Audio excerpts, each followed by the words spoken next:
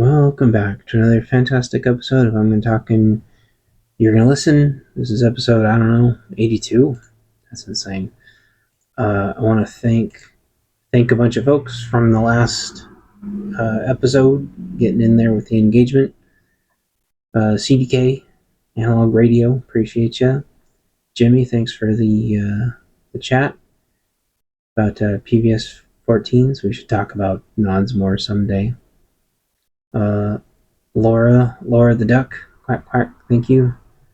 Rip Curl, appreciate you. CUCV Farmer, thank you.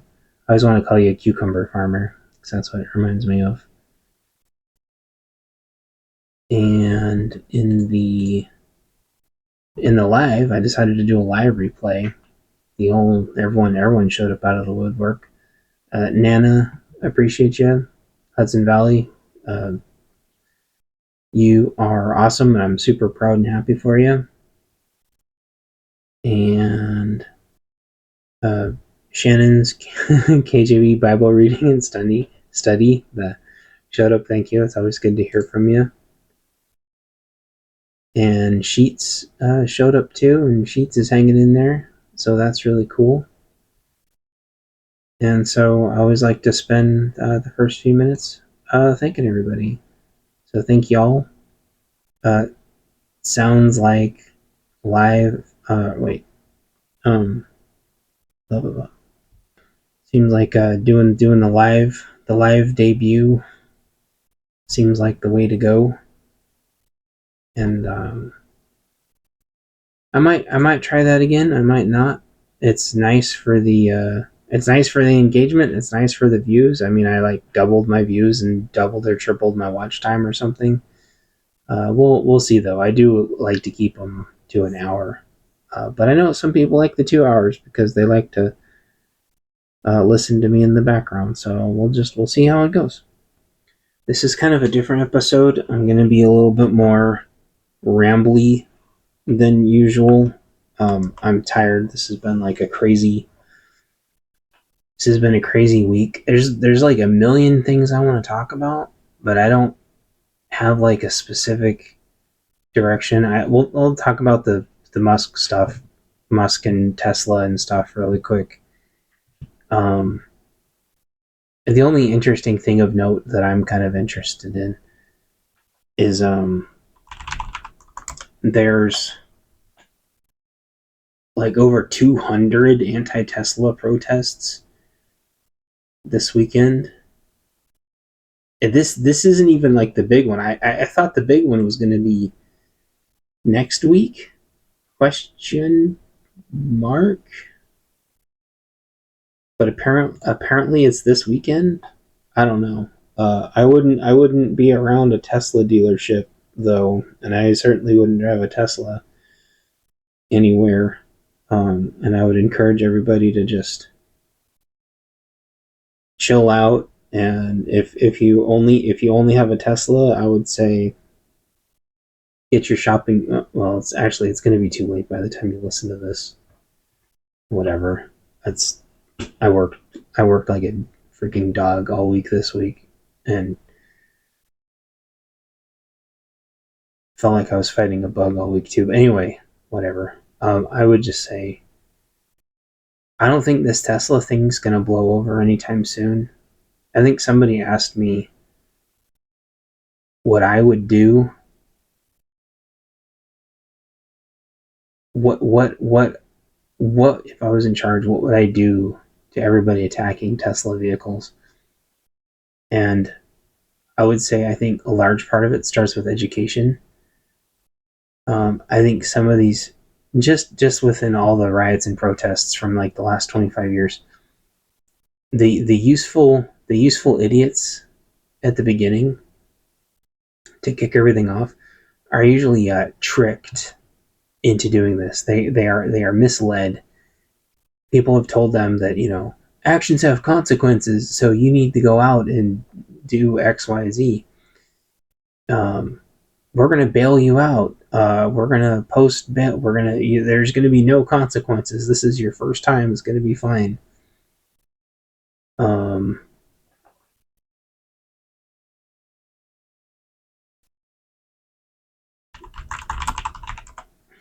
I think education works for a part of it. Those people, you like pull them aside and be like, listen, do you have Tesla derangement syndrome, or is someone just like leading you astray here? Explain to them the consequences. Try to get them on the right path. Try to get them away from their negative influences, and say, look, this is your warning. You know, this is your warning. Please stay away from these people and do some community service and maybe help fix and clean things up, and you'll be fine. I think there's a group with like Tesla derangement syndrome though, that just think that they can just be absolute psychos, and I don't I don't think you can reconcile with them if they are just deciding that the law does not apply to them. I personally, I don't think locking them up uh, is going to help them or fix them. I don't think re-education is going to fix them. If they're just incompatible with society, I think they need to go. I don't know what that looks like, but I think they need to go and not come back. There's got to be other parts of the world where they will be happy. I don't know where that is, but they need to pick somewhere. So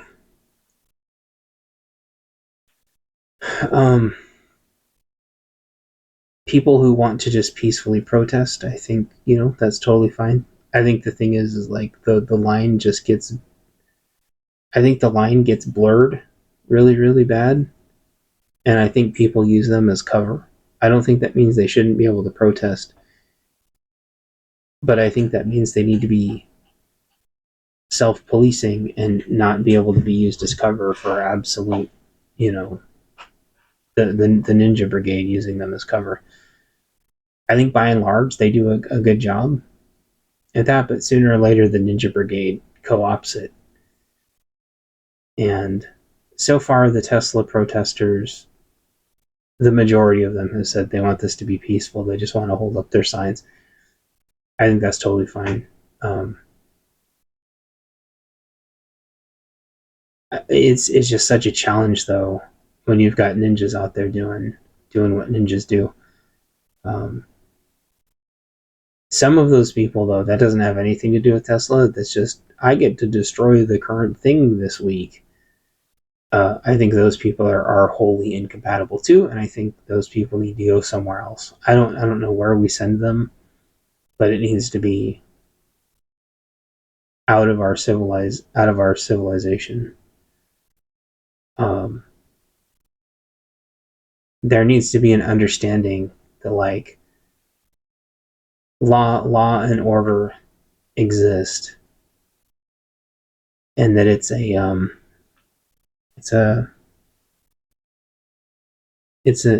agreement. It's a society agreement.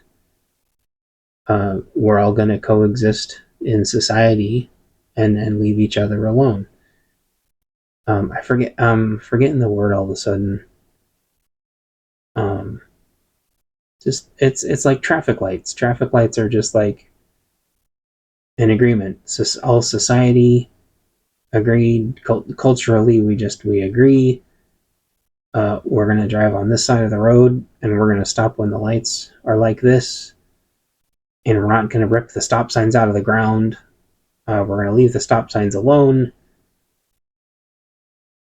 We don't particularly like speed limits, but we're gonna do our best, and we're all gonna try to just abide within these agreements that we've made. And you could say they're laws. It's like speed limits are laws, but they really shouldn't be. Um, the reality is like speed should be dictated on the environment. If it's really foggy, if you're in a Darude sandstorm, um, you need to slow down or completely stop driving altogether. If it's a super nice, clear, dry day, you should be able to drive a little bit faster. And I would say for the most part, most of society agrees with that. Just like semis need to stay in the middle or the right lane, and just like we need to start, pulling over to the middle lane when there's flashy lights. I think most of society can agree on this. You're going to have motorcycles going down the freeway at 120 miles an hour. But I think as long as everybody else follows along their, these agreements that society has made, that, the occasional motorcycle going down the freeway at 120 isn't that big of a deal. It's just really not. Um, as long as everyone looks and listens and keeps their eyes and ears open and transitions lanes, slowly and predictably, the motorcycles can just kind of fly right around you, and it's okay. It's not ideal, um, but that's still a far cry from 3 to 5 people racing and weaving through traffic and cutting people off an inch off their bumpers. Or what I had again happen to me the other day. Sometimes this happens to me 2 or 3 times on the freeway, where someone acts like they're about to ram me at 100 miles an hour and then veers off at the last second to go around me. That's terrifying. Um, Not the last time I was on the freeway, but the time before that, I think it happened to me 2 or 3 times. Uh, you see your life flash before your eyes as you just barely get out of the way.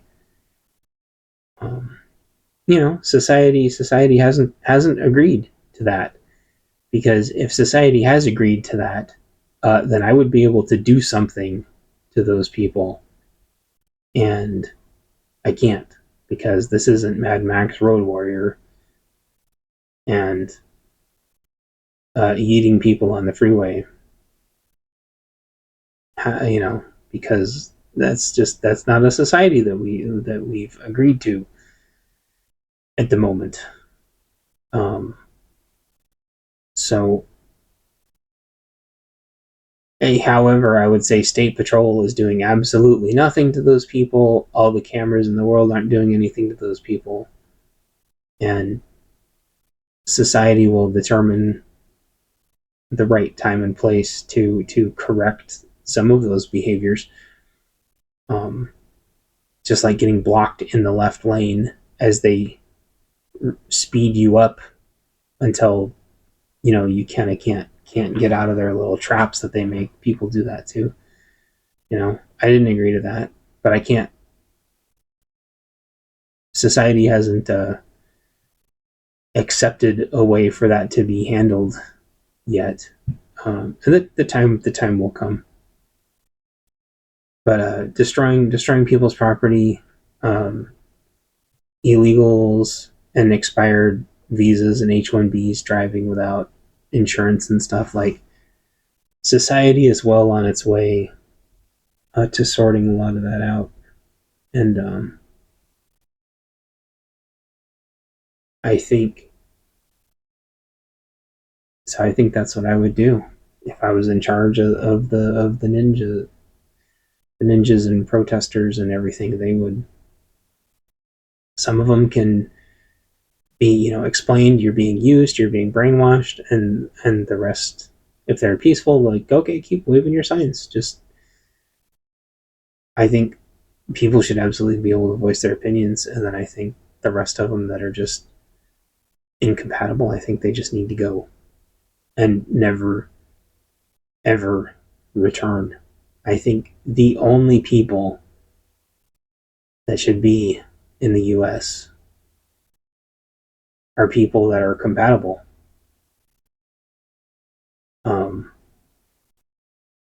or that just want to be left alone and just don't bug anybody. But I think leaving everyone alone and not bugging anyone means you're compatible too, because there is a lot of people here that just want to be left alone, and they all seem to be able to coexist because they just kind of stay out of each other's way. But then that old counter-libertarian argument is like, yeah, well, what happens when two people want to leave each other alone, do something that affect each other? It's like person A wouldn't fuck up the water for person B. I don't believe that they would. That whole damming the river upstream thing.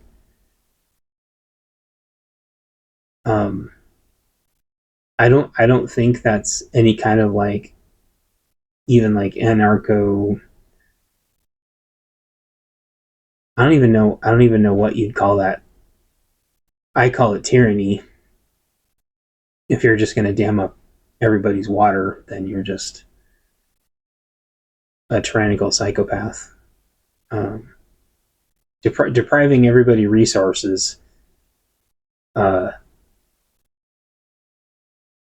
is you're gonna get clapped for that. It's no different. I've heard stories of this before where like it'd be like someone upstream diverting a river right through your house. It's like, no, you're gonna get clapped because you're messing with people at that point. It's like, how does it go? Like, you're depriving your rights or depriving me of my rights. I've always thought that's like a really interesting. What stops someone from eating their whole family? Like, is that depriving me of my rights if they just eat their whole family? How do you police that? It's weird. It's a weird territory.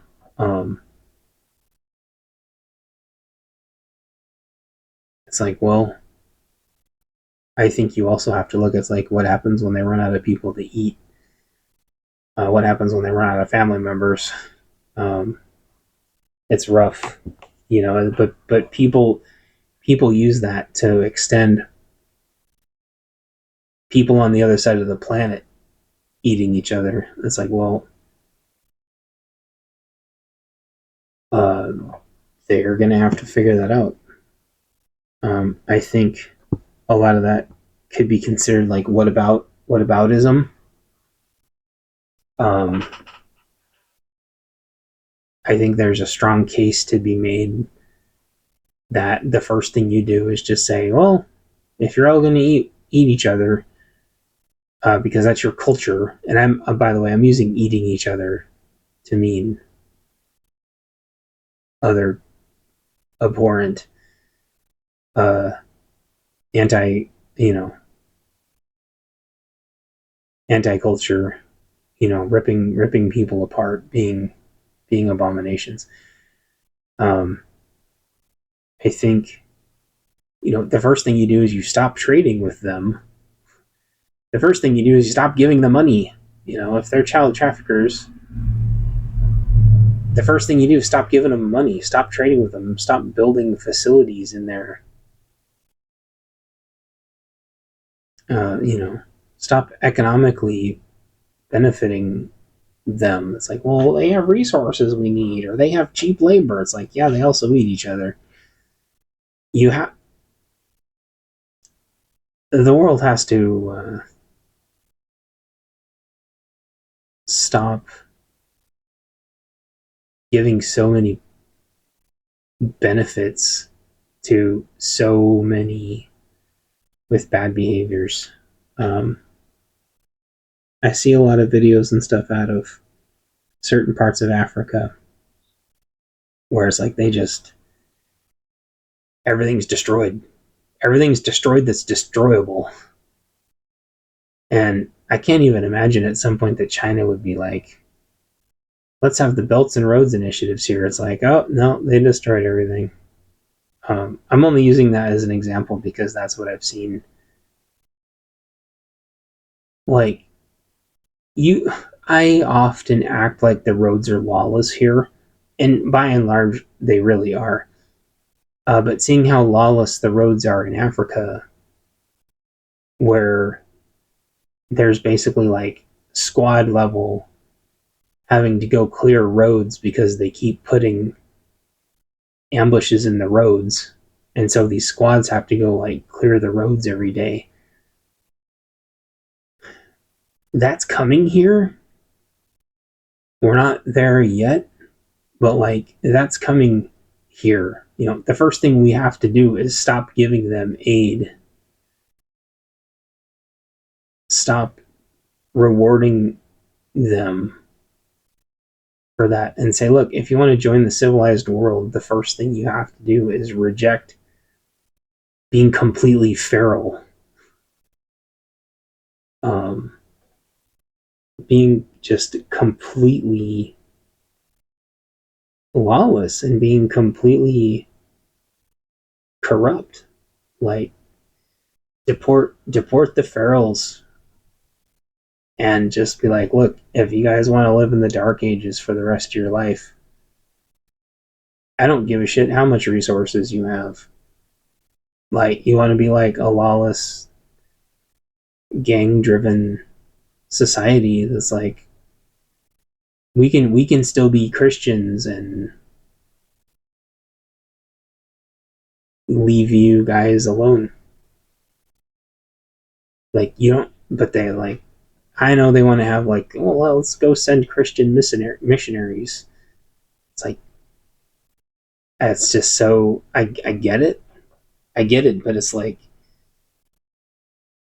man, they're going to get torn apart. And I don't know how you reconcile that. It's incredibly difficult to reconcile seeing things happen to Christians in the rest of the world, even in some places where they used to be safe. And now it's like, man, if you're going to be, you know, a Christian group in the other part of the planet, like you got to have like multiple TAC teams with you, let alone if you want to have like, um, you know, schools teaching girls in parts of the world where that's illegal. Um, all we can really do is just try to keep our place, you know, our little part of the planet, you know, be the best part of the planet it can be. And yeah, we're gonna attract pond scum, but we're gonna attract really, really good people too, people that want to be safe and people that want to be free, people that are gonna be compatible, you know, and we're gonna encourage other parts of the world to be compatible too. I don't know which country decided to just have completely open borders first, most recently,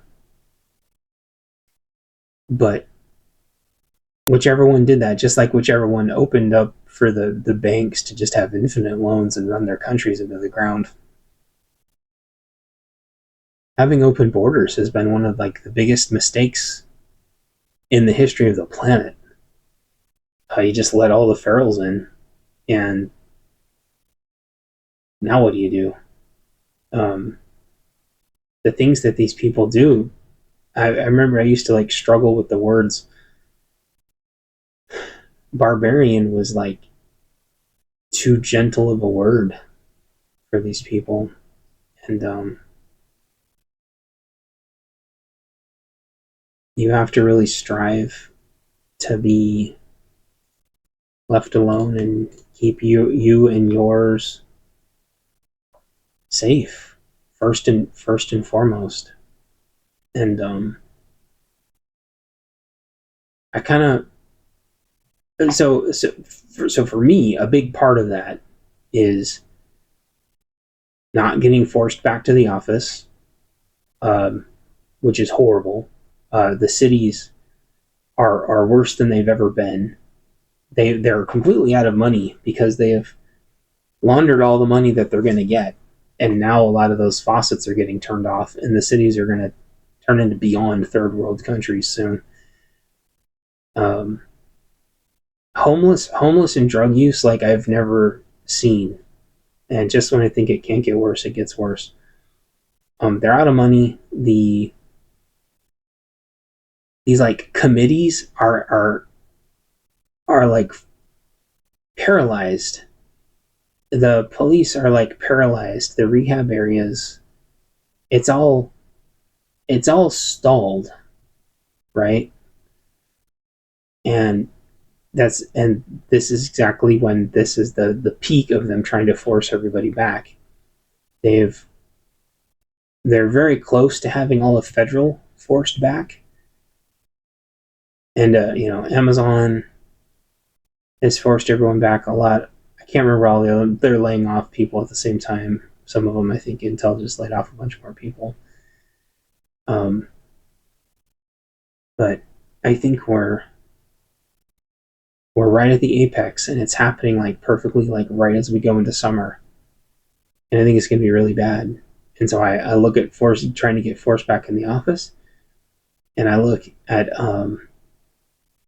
the protests, because those two lines are going to intersect, and you're going to need plans and preps and gear and training, and you're going to need your family on the same page. And unfortunately, this is really hard. I think this would be a good question for the Four Horsemen sometime, if they unless they've already tackled this. Roaming, Prepper, Livingston Man, Hudson Valley, and Vision is like, how do you deal with that one family member that's just like, no, I'm staying, or no, you guys are fear mongering and I'm going to stay, and the mob's not going to do anything, or dealing with the normalcy bias of like, they're mostly good people, they're not going to do anything, all those mobs are just right-wing talking points. I mean, every family's got one.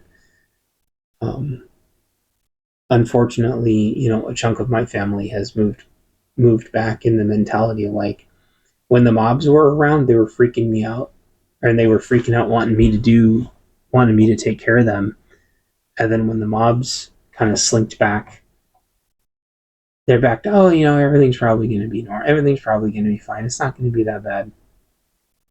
And then we're like, oh my gosh, it's the end times. It's like they just refuse to fully commit, because as soon as you fully commit, you're accepting the fact that it's an inevitability. And so, as I've been indicating in my last couple of episodes, I kind of want to get back to my roots of like talking for a part of it about how I think the shit's hitting the fan, and then talking a part of it about kind of what I'm doing about it, what I want to do about it, because that kind of helps me like manifest things into reality a little bit. And you can't count on other people. Other people are going to let you down. Just like I tell people, like, don't wait for somebody else to make a group, you be the group. Don't wait for someone else in the house to prep, like you've got to prep. And other people are going to do whatever they want with their money. Other people are going to do whatever they want with their time. The world's going to be falling apart, and they're going to be in stadiums. That's just the reality of it. So I kind of got a kick in the pants from another from a guy that sells a lot of milk syrup. I talk about him sometimes. P&W Guerrilla, I think that's right. Dang it. I should say P&W Guerrilla. Military surplus and bullying people into being better and more active. He made just a really simple post the other day. He just said, I got my Amazon affiliate. And I'm like, dang it, you know what? This is going to sound really stupid and maybe even a little offensive, but I'm like, if he can get his, I need to stop making excuses. And I asked him, I said, hey, what did you do? And he ignored me because he's got 5 million bajillion followers now. But I'm like, you know what? I'll ask my other friend. And my other friend helped me do it. And it ended up being way easier. And so the last 2 episodes I've been talking about, oh, I can't do it. Why can't I can't do it? I can't do it. And it actually only took like a couple clicks, and now I'm an Amazon affiliate. Now to like stay an Amazon affiliate, I have to make a couple referrals.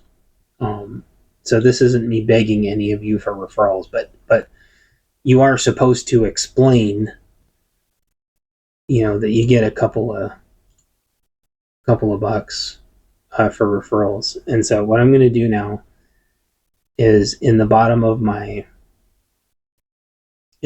each of my videos in the about is going to be kind of like a little shopping list.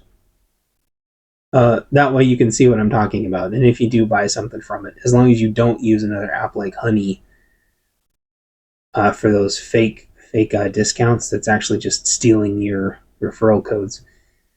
I'll get a buck or two or something, some tiny percentage. It differs based on each one, and I'll have like a little shopping list down there. That way, when I'm talking about a radio, when I'm talking about a programming cable, when I'm talking about a book, I'm gonna keep it updated, kind of like a little teeny tiny shopping list. And maybe you buy something from it, and I get $1. I don't know. It doesn't cost you any extra. It's a way to kind of help me keep scooting things forward, and also it's gonna help me make it feel like I'm not just giving other people money all day for free. It's like a referral. Like I'm getting a referral. So I have a stack of books I want to talk about because I talked about radios and drones last time. And so in my little shopping list at the bottom, it'll be like drones and then some links to drones and then radios and like links to radio stuff and then books and then some links to book stuff. And yeah, and so I want to talk about some books. They're prepping books. So that's gonna be part 2 of this video. Whatever this thing is, podcast. Also, I want to say I have started in my newer iterations of bunker codes, putting the notes to all of these books at the end of that too. So if you've picked up a bunker codes book in the last month or so, you might have already seen these at the end. So these are in no particular order, but the first one is the Guerrilla's Guide to the Baofeng Radio by NC Scout. And I'll be right back. All right, good timing, I guess. I just got my new drone propellers in the mail. I'll be putting a link to them under the drone section there. They're made in America and they make your drone stealthy. And I can't wait to try them. Okay, so we're talking about the Guerrilla's Guide to the Baofeng Radio by NC Scout. When all the shit popped off in North Carolina with the floods and stuff, and Asheville, whatever the hell that place is, in and around there. This book became like the number one best-selling book on YouTube, apparently, for a while. You might think using a radio is like really easy or whatever, as I talked in my last episode, but there's a lot. Excuse me. There's so many things that a Baofeng can do that just like hit button and talk. This has a bit about the programming in it, but I think more importantly, it has all the extra cool shit you can do. Like it explains the offsets. It explains how to turn two radios into a repeater, which is extremely powerful. It even has how to set up like a ham can, like an ammo can radio. And I think arguably, it's hard to say which thing is exactly the most important thing, but it has how to do digital over analog, which is really powerful. And it also explains a lot of like the propagation stuff, like how to keep from getting direction finded. And it even has some stuff about digital encoding and encryption, just a little bit, just so you're kind of like moderately aware of some of the terminology so you can dig more into it if you want. Different antenna setups, which is pretty neat. I'm pretty sure this has how to build antennas in it, I believe. Basically, how to run every single thing radio related. I thought it had to build antennas in here. If not, it does show you how to run some of the cooler antenna stuff. So that's Guerrilla's guide to the Baofeng radio. If you're just getting into Baofengs, or even if you think you know it all, because you know how to run at least your radio like moderately, this teaches you how to do things with your radio that you didn't even know was possible. And I think every group, if not every single person that is in charge of Baofengs, needs one of these. The next book is the SHTF Tactical Drone Manual by Don Shift. Also, I'll say really quick, I forgot to mention this earlier. What I like about these authors is that they're all very much parts of the community. So, like NC Scout does tons of training, and they're all over Twitter helping people. They're not just shit posters or like engagement bait influencers. They're actively training people. They're pushing everybody forward. They're pushing the envelope on all of this. And so that's why I'm choosing to check them out and trying to bring all this together somehow for y'all. So next one, SHTF Tactical Drone Manual by Don Shift. I really like this book because if you just pick up a radio, if you just pick up a drone and you're like, okay, they are extremely intimidating to use. And so even after you kind of figure out those first few things out and go on a YouTube and go, what are the real settings I need to set this thing to? Because the problem with drones is their default settings are usually ass. But after you get all that done, you're like, okay, now what do I do? Do I go play around outside and try to pretend like I'm spying on somebody or something, for SHTF?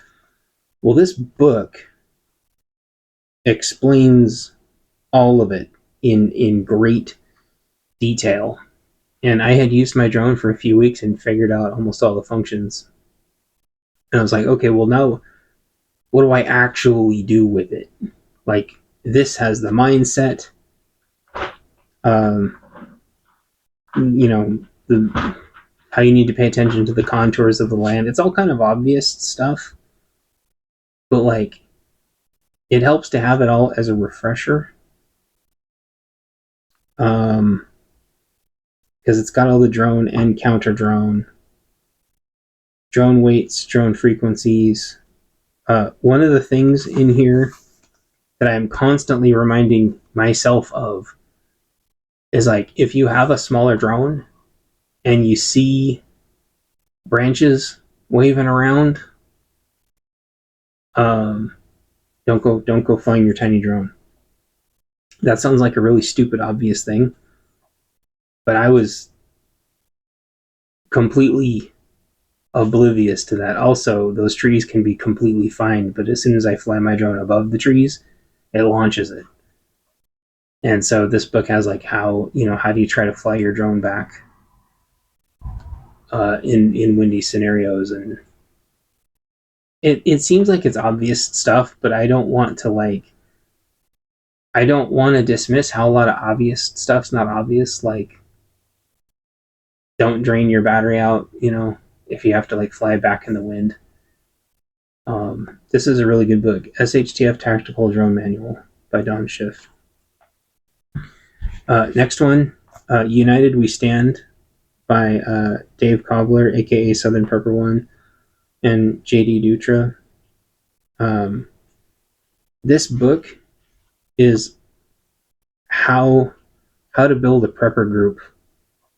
Um, Building a prepper group is one of the most scary things on the planet, and this book does a really, really, really good job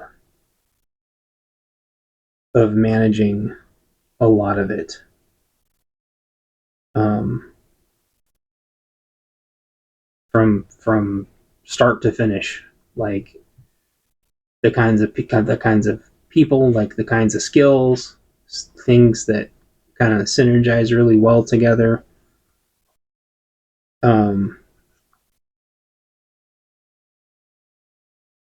I think there's still room in this space to write like a part two, but if you have absolutely no idea where to get started, United We Stand, Building Your Emergency Preparedness Network by David Kobler and JD Dutra. Um, this covers such like a massive amount of it that you should easily be able to get probably 90, 85 to 90% of where you need to go. And then the rest of it's just like, how do you sniff out psychopaths? And then what do you do about them?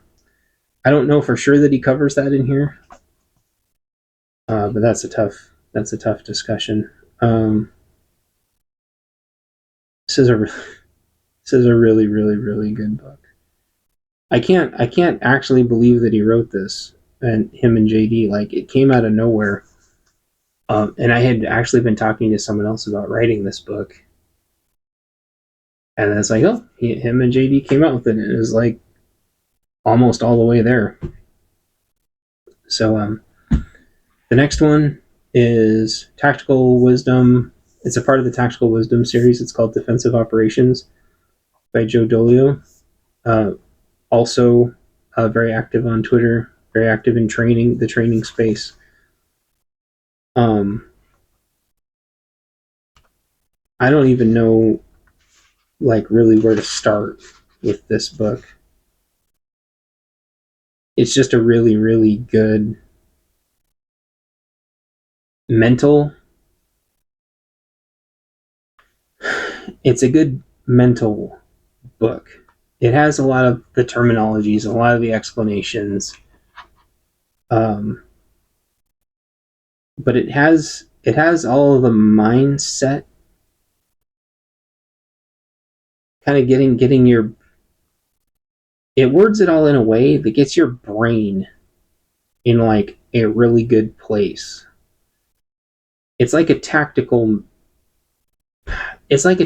manual with the theory and the mindset baked right into it. And so that's why, like, tactical wisdom,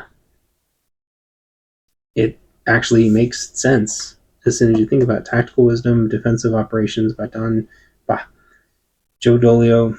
And he has a whole series of these. I'm going to eventually pick them all up. But Defensive Operations is a really good place to start if you had to only grab one.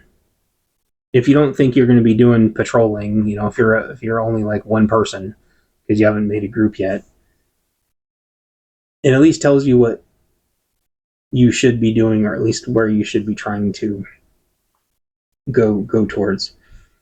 Another Don Shift book. This is Rural Home Defense. It is a big book, which I like. It's really well formatted, and he has a whole series of these, and it's kind of like, you know, how to survive in an urban, how to survive in a rural, because he has suburban defense and he has suburban warfare. A lot of that's applicable to the rural areas, but this has a lot of defending like a wider open space, but also like what's going to happen, the things that you're going to have to defend yourself against in like a longer term protracted war or civil conflict or civil unrest, which is like more what the rural areas are going to have to deal with. Because the problem with the rural areas is they think they're insulated from everything, but the reality is they just need to be preparing to defend themselves from different things in a different stage. You're going to have to deal with refugees a lot. You may be more of like a staging area or like some kind of an outpost. Anyway, Rural Home Defense by Don Shift, and I'm going to be reading a lot more of these, and I'm going to be reading more like excerpts from these, and I'm going to start highlighting it. Like I'm just flipping through the pages, and it's just like talking about fencing, and it's like I know fencing is just like such a big weakness of mine. You know, you can talk about all the defensive positions and stuff and la-di-da all the day long, but like what kind of fence you have says a lot about you. I know it's like really crazy expensive, especially in a rural area where you've got to fence off more land, but like eventually you're going to have to get there. There's probably a better time to do it. You know, after you've got some other things situated where you can, how do I say this? Like sometimes it's advantageous to be kind of loosey goosey on your fences and gates and stuff while you're setting things up. But like that also can come off as complacency. And there's going to be a time and a place where you're going to have to like, where you might not be able to get barbed wire, but like right now, barbed wire is like insanely affordable. So you might consider, for example, buying barbed wire, and if you have a shipping container, you know, throw it in the shipping container, so at least you have it. So when the shit really pops off, throw your barbed wire up. You know what I mean? Or your concertina wire or whatever. I'm sorry. I shouldn't be saying concertina wire. Because that stuff's worth its weight in gold. Again, they're only deterrents. There's layers, you know. Rural Home Defense talks about, you know, layers. Defensive Operations talks about layers. And so those are 5 books that I'm recommending right now. I'm going to throw those kind of in the little shopping list at the bottom of my abouts. There might be a couple more I have laying around, but these are the 5 that I keep on hand. All really good authors, all in the community and wheeling and dealing, part of the culture. You know, they have way more advanced. All of these authors, I would say, have significantly more advanced books. But these are all really good beginner books, and I think they all augment each other, supplement. That's what I'm looking for. They complement each other really well, and that's kind of what I really looked for. Is I'm looking for like the best books that every author has that like seem to all really complement each other really well. So there's more books. There's books about night vision. There's books about signal intelligence. That's all pretty advanced though. You kind of need to have that mindset first, and especially like if you're looking at a new property, you know, one of the most important things is in a rural area is not having your house directly on the road anymore, because you don't want people to be within grenade or Molotov range from the road where they can be, you know, peacefully assembling right up until you're getting Molotoved.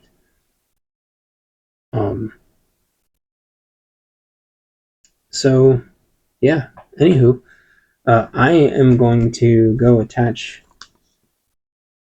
these propellers to my drone, and I'm going to upload this video so at least you can have it before the weekend. And I've been doing a lot more digital radio stuff. I did a lot more digital radio stuff, but I need to work on my antenna. So maybe more of that next week. Talk to y'all later. Bye-bye.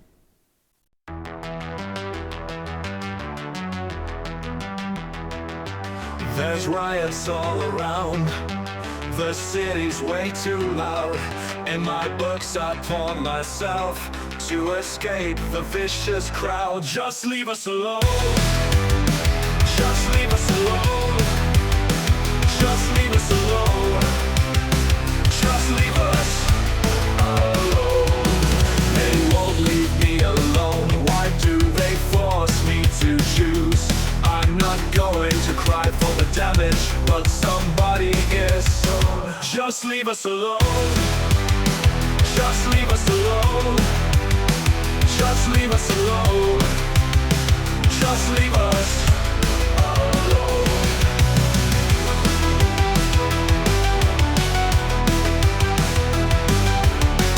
They won't leave me alone. Why do they force me to choose?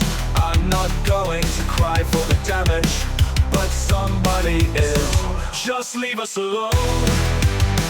Just leave us alone. Just leave us alone. Just leave us alone.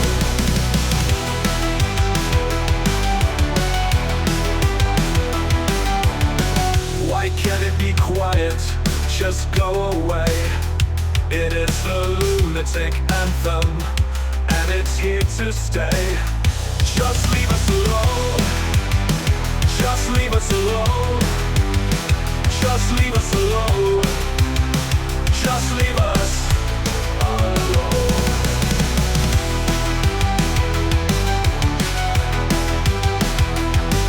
They trick the stupids to attack. Destruction everywhere. There was time for awareness, but nobody cared. Just leave us alone. Just leave us alone. Just leave us alone. Just leave us